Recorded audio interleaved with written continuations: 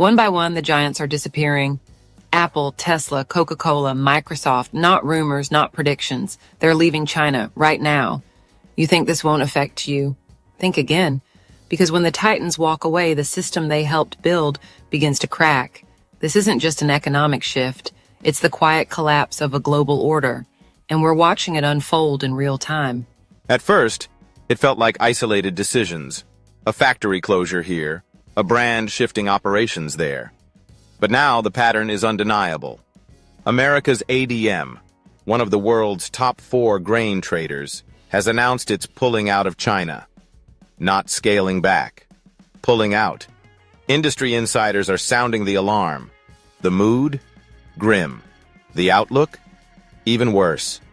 The China-US trade war, once viewed as a political chess game, is now reshaping global commerce at its core. And this may just be the beginning. The exit of foreign capital is happening more and more in front of us. These long-established companies, after over a decade, are just walking away when they decide to. So what we're seeing now is a shrinking market. Foreign capital is withdrawing consumption, is weak, and exports are suffering. This is just the beginning. Just the beginning. When all these foreign companies have pulled out, the difficulties will be unimaginable. The U.S.-China trade war is intensifying and facing the cost pressures brought on by U.S. tariffs. More and more foreign companies are withdrawing from China.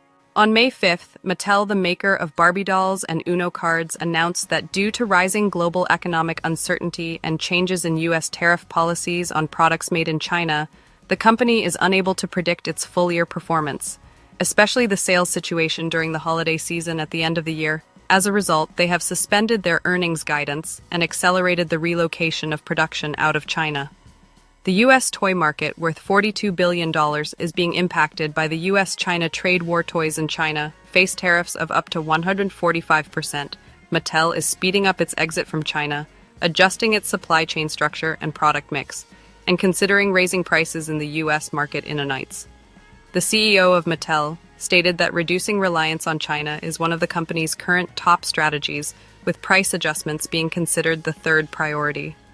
Mattel originally expected net sales to grow by 2 to 3% this year, factoring in the tariffs imposed by the U.S. on China, Mexico, and Canada in February, but excluding the new high tariffs on China implemented in April.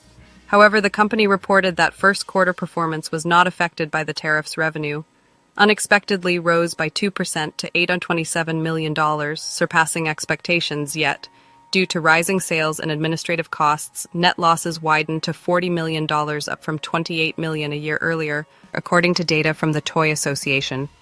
Chinese factories currently produce about 77% of toys sold in the U.S. Isaac Larian, CEO of MGA Entertainment, which makes toys like Bratz and LOL, Surprise, stated that the company is taking action to shift 40% of its production to India, Vietnam, and Indonesia. Over the next 6 months, this will increase their production there from 10% to 15%. Larian mentioned that MGA may have to raise wholesale prices on products made in China, passing the additional tariff costs onto retailers to protect the company's already slim profit margins. Another toy manufacturer, Denmark's Lego Group, is focused on building a supply network centered around regional production and consumption.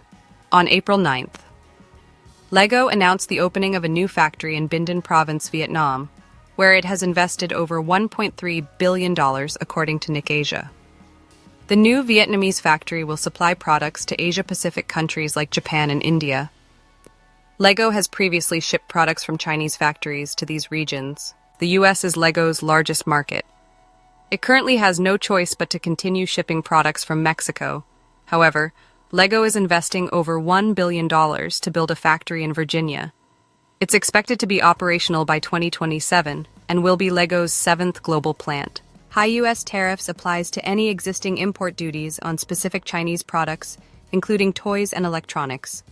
On April 25th, reports emerged that Apple is accelerating its move to relocate its production lines out of China, according to the Financial Times. Although China remains the main production base for Apple's products, the ongoing tension in U.S.-China trade is prompting Apple to accelerate its diversification of its supply chain sources, revealed that Apple plans to move all iPhone assembly for the U.S. market to India.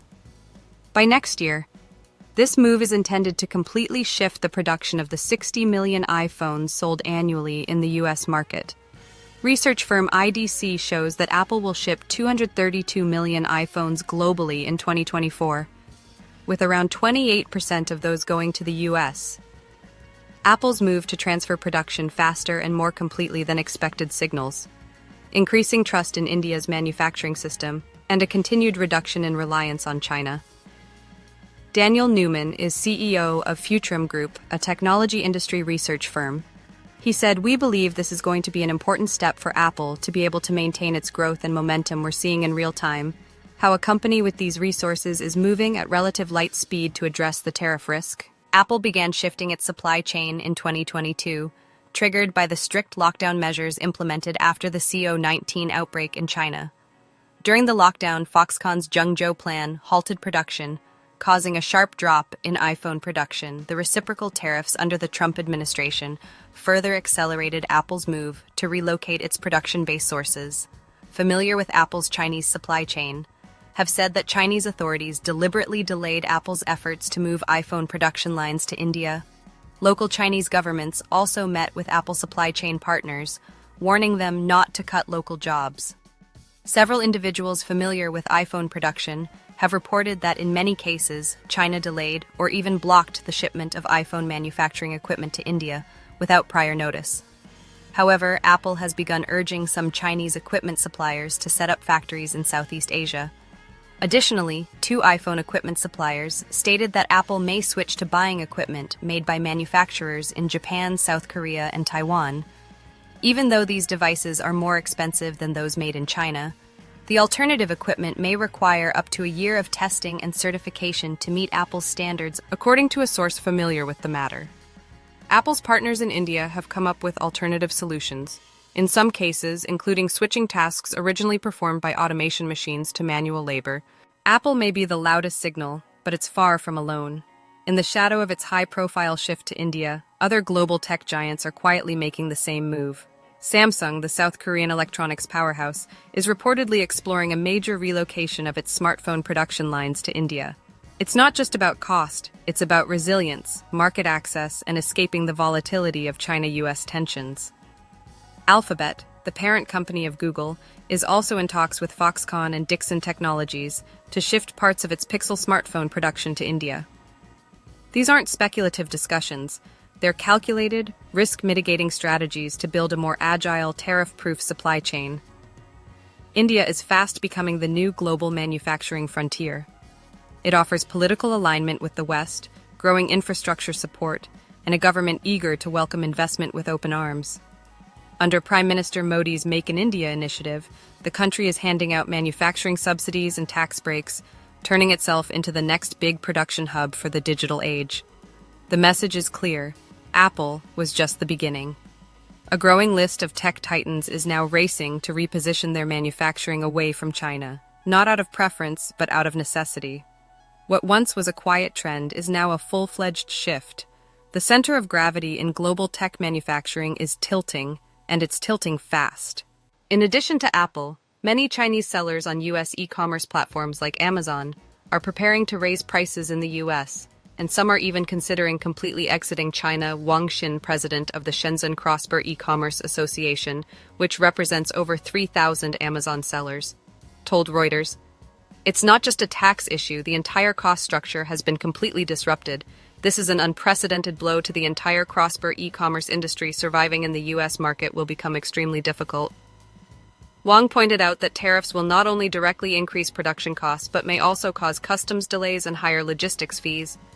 Some sellers plan to raise prices in the U.S. market, while others are looking for new sales markets. Brian Miller, who has been selling on Amazon and Shenzhen for 7 years, stated, "If the current situation doesn't change, continuing to supply goods from China to the U.S. will no longer be profitable." He believes production will have to shift to countries like Vietnam or Mexico. Currently, about half of Amazon sellers come from China. In Shenzhen alone, over 100,000.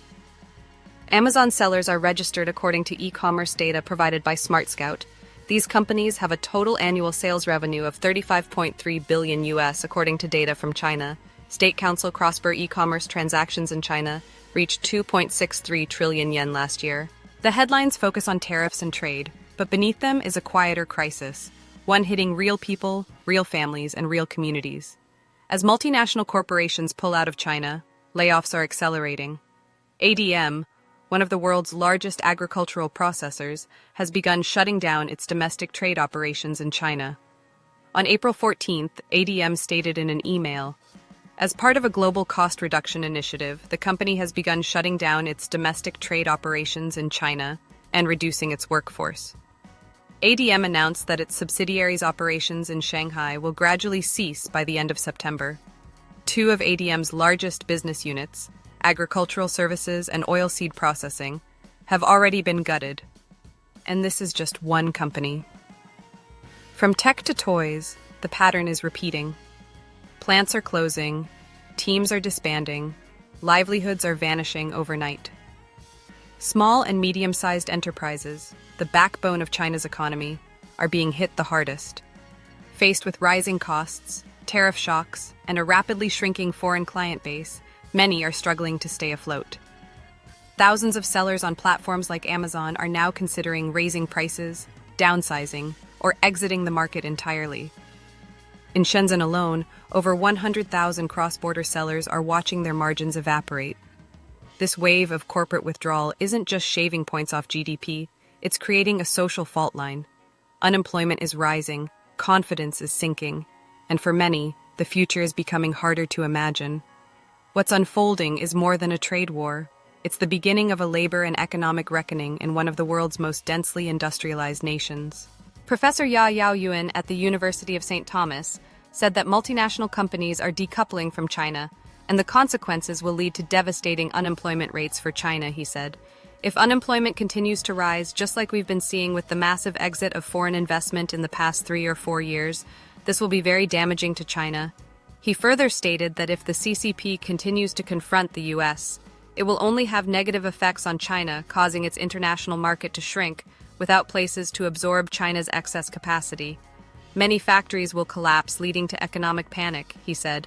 The only thing the CCP can do to avoid economic panic is once again to initiate large-scale construction projects, creating domestic demand through the government, he said.